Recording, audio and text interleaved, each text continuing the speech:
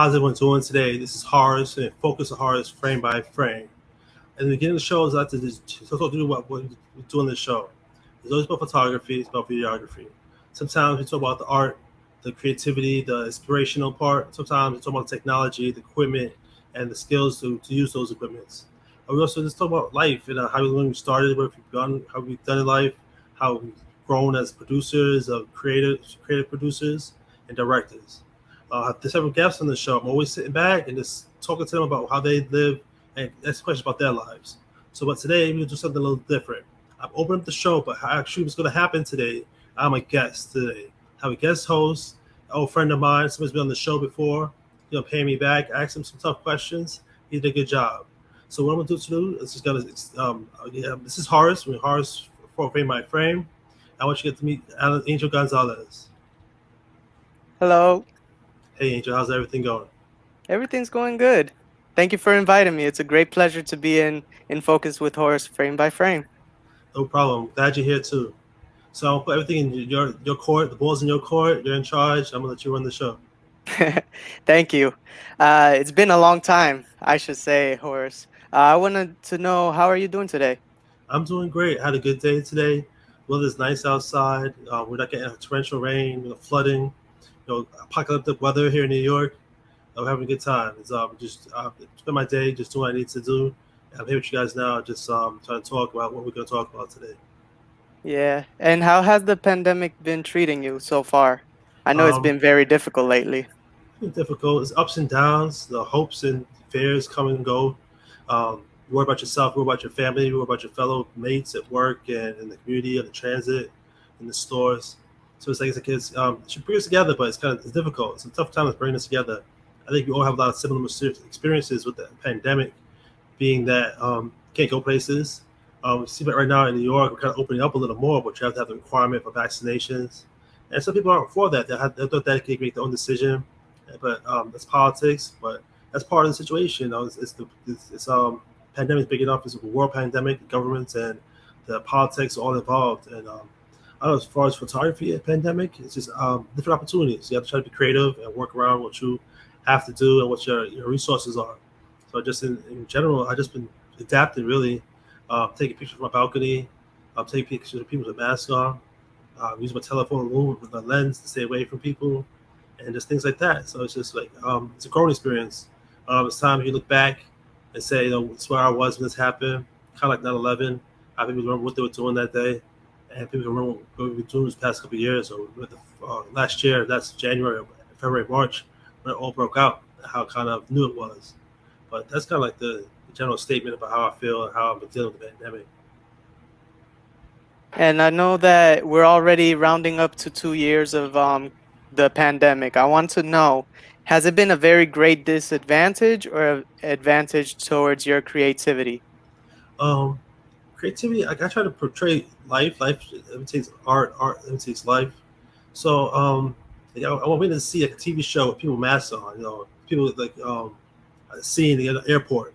Maybe at some point they have masks on, and the TV show representing what the art, what the reality was that day. But just in general, I felt like it's the same. It's the same. I'm trying to adapt. I've had more jobs and more opportunities, but the opportunities are different, and you got to work around what you're trying to do. We go, you got to contact somebody that's supposed to before the pandemic. I try to be observant of how they feel, their emotions, be considerate. See, they may not want pictures. They may not want to be happy. They might smile and just joke around. But some people, other person might enjoy that and be happy for the opportunity. But just it's you got to adapt. It's just one of the punches, trying to figure out how to live again, how to grow again, how to be creative. And just with that, just hopefully I continue to adapt, and just as everything changes, change along with it, kind of ride the wave, surf. Got to deal with what God said for us, and battle that, and try to stay afloat and on your toes and balance. Yeah, I agree with you because, it's like always appreciating what you can surely have in your time. There's some people who has lost their jobs and then they sense either depression or creativity, and we just got to roll with the punches, as how you mentioned. We really have to always think what do we have now that we didn't have before the pandemic? Uh, so we have like 2 more minutes left, and I would like to also ask you, like, what has it, what's been so enjoyable that you didn't have before the pandemic? Enjoyable. I appreciate things more. I appreciate the time at church. Appreciate the time to go out to eat. The times we kind of left New York City to go upstate, Westchester and White Plains, sit down without a mask and have a meal together. But it's just like trying to be resourceful, preferably ways to connect. I think the biggest thing was like just the internet helped out a lot. Zoom and the meets, Google Meets, and all the other things, other streaming opportunities to meet people. I think when we go back, it's gonna be a hybrid. We're gonna continue to take that with us. It's a learning experience. Agree. It's a growth. It's a spiritual. It's a social growth that you can take with us, and we're gonna have to be part of work, to be part of school, and it's gonna be part of life. Yeah. It's so crazy how this hybrid, this developmental remote access that we have, like Zoom Meets, is just been keeping us so connected as much as we really wish to give a hug. But it's effortless now. We don't even have to travel so much. But we'll go to a quick break right now, Horace, and we'll be right back. So stay tuned.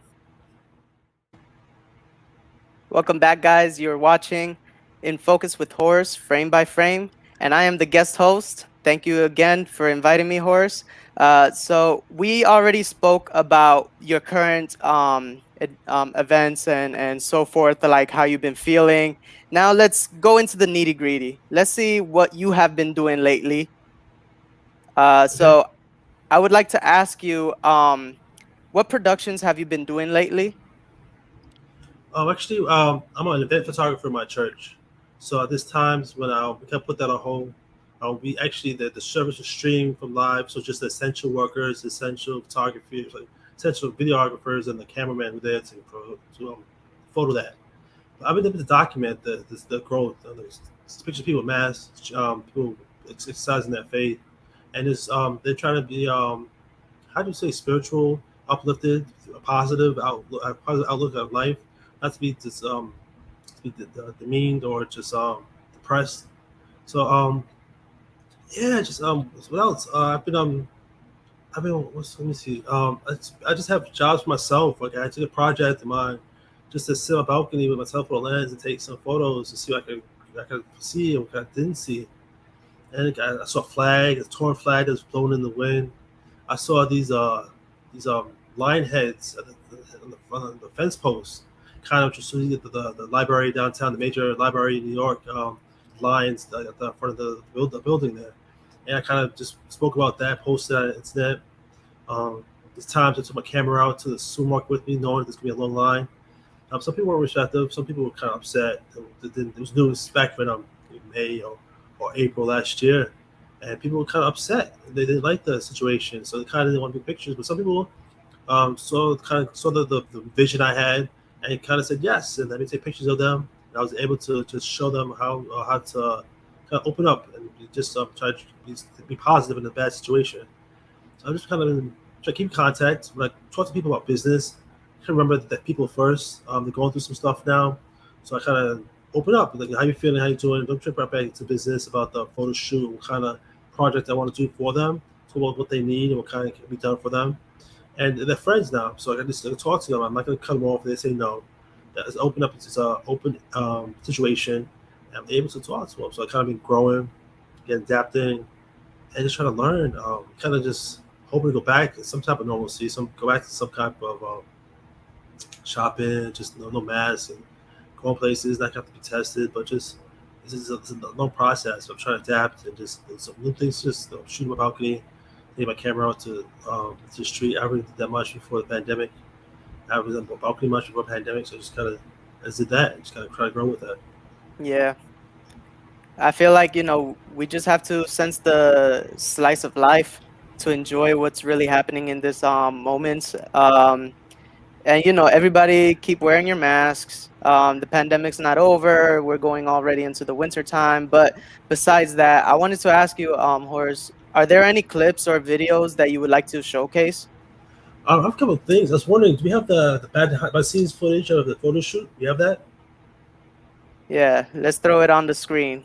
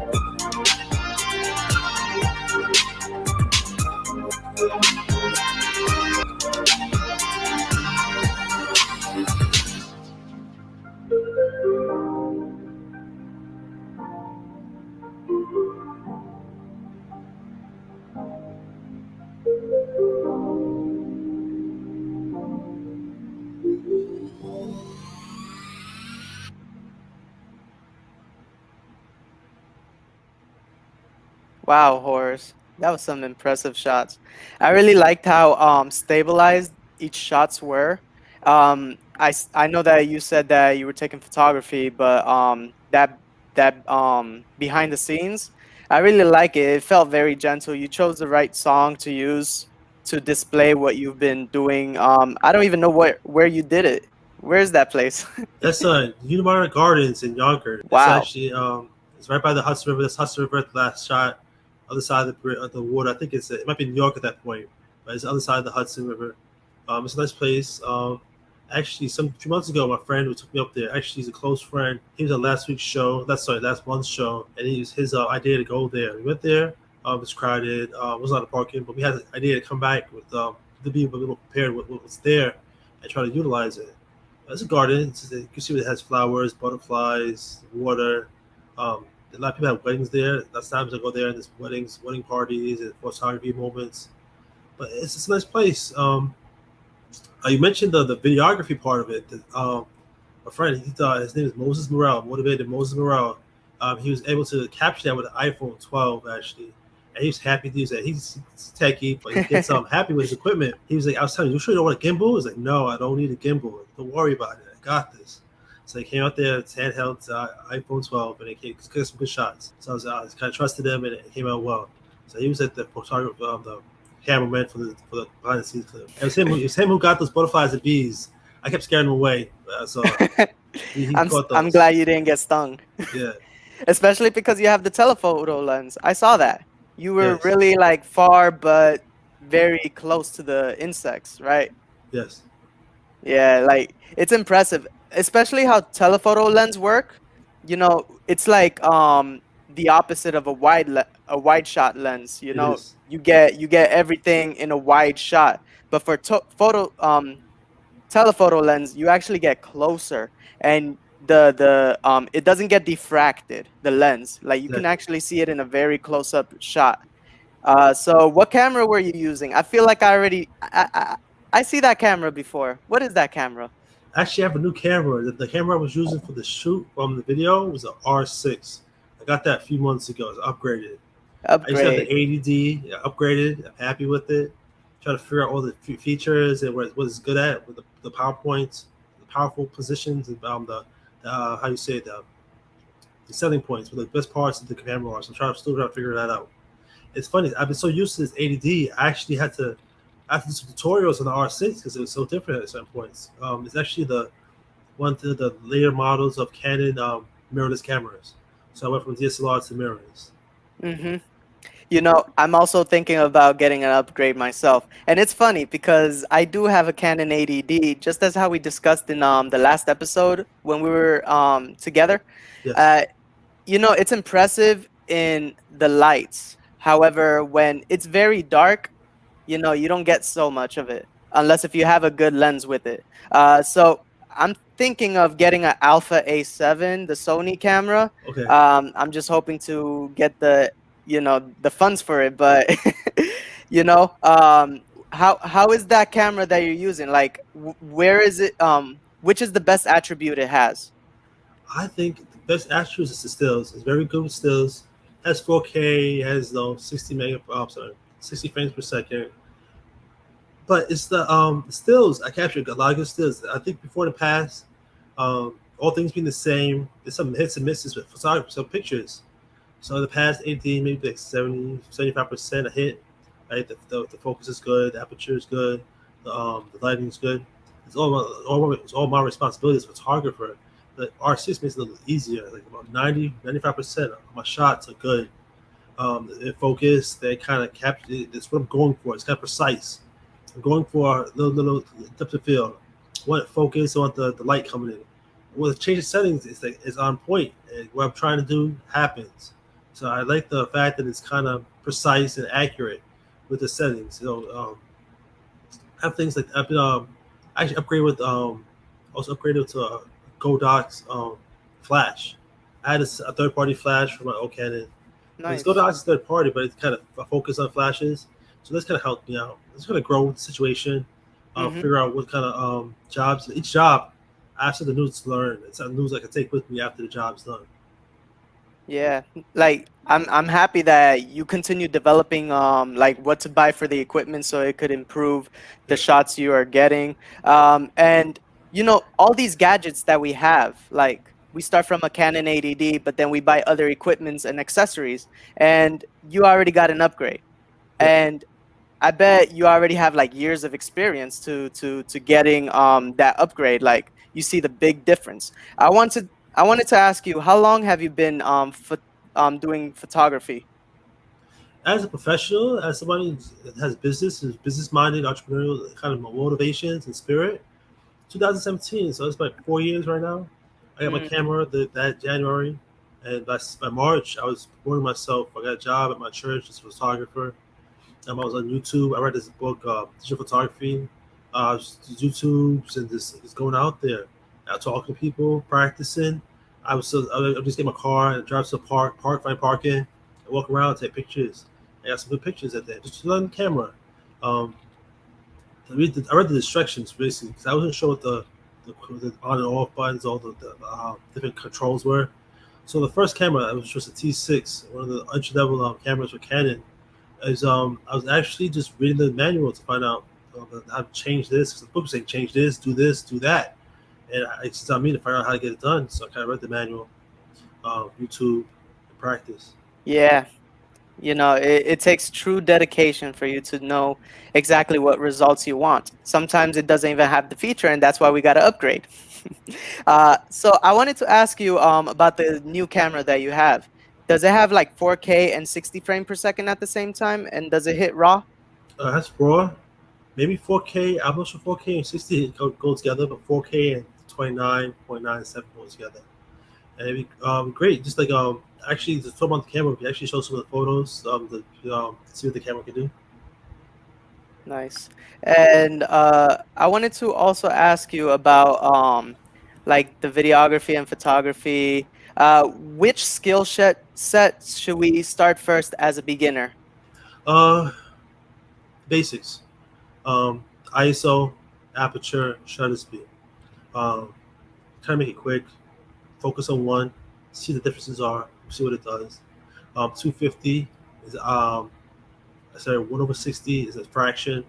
It means it's kind of faster than 1/25. It's not slower because it's a bigger number. It's actually faster. So with that, just work on that. With digital cameras, they have priority modes where you just deal with one section.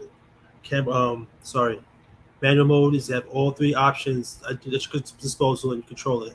Sorry, what is it called? Priority mode, you can change one. So kind of like just focusing on aperture. See what happens if you go too high. See what happens if you go too low. Focus on ISO. See what happens if you go too high. See what happens if you go too low. And also when you do priority mode, other options are automatically corroborated or calibrated for you, so you can watch and remember. Actually, remember certain settings for certain situations.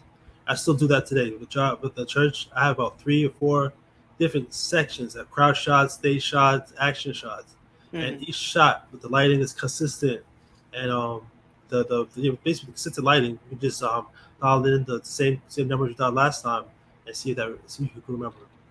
So Yeah. basically, just focus on learning ISO, which is the basics. Let's say focus on it. It's basics, but it's all it is in the end. It's just ISO, aperture, and what's that? And, ISO, aperture, and shutter speed. I agree with you. And piggybacking with that, you don't really want to have any grains or fuzzy images. Right. And we want to also understand, like, how are these lenses working? Because we have to also focus on the depth of field. Sometimes the lens is too short, so then you get a shorter or a longer depth of field depending on the fixed frame it is. So it's great that you touched on that. It's very important. However, I see that you're working with the church. I am very familiar with that as well. I wanted to ask you, how do we keep ourselves tidy with that? Like, how do you do it? What do you mean? Is it the equipment part or the creativity part?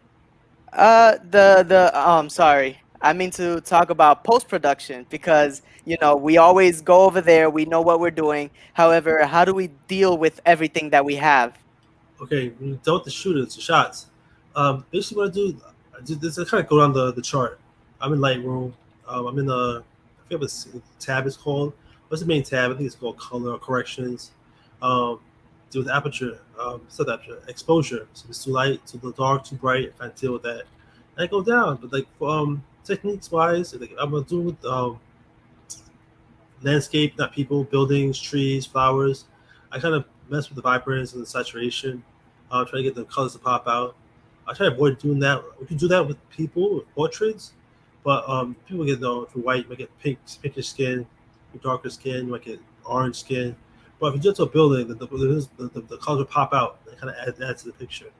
I use Lightroom, Photoshop if I minor Photoshop just because time wise, and try to stay keep it natural, not too much to do. But I'll adopt big projects with Photoshop for my photography business, for my photography work at my church. It's just Lightroom. Yeah, I'll send it to somebody to edit and put into a flyer or a video or a commercial or an announcement. nice. So we're rounding up with time. However, how can we talk about all this strategies without even seeing the results?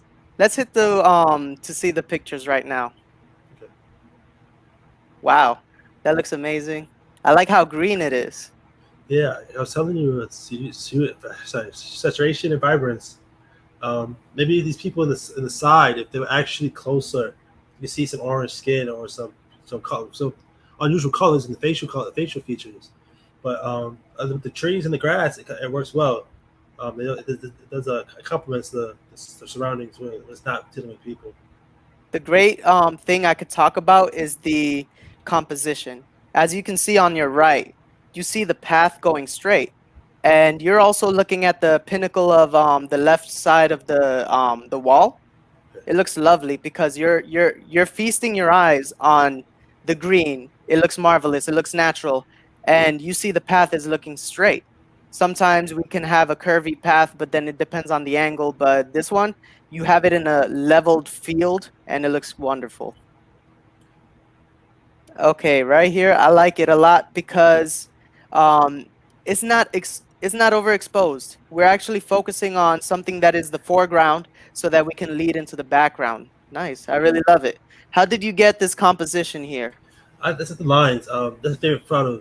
I was there with my camera, but there's a line, I guess, of people waiting to kneel down right there at the spot and to capture the angles of the fountain going into the light into the foliage.